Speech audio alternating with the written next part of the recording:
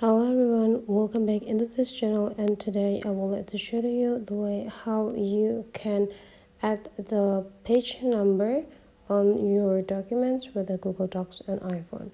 First thing you have to do is just go open your Google Docs application and just pick the documents that you want to add the page numbers in.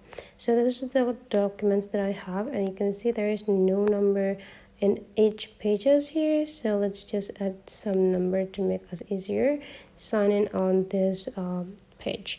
Now you just need to go tap into the documents, and you just need to tap into this pencils button to edit.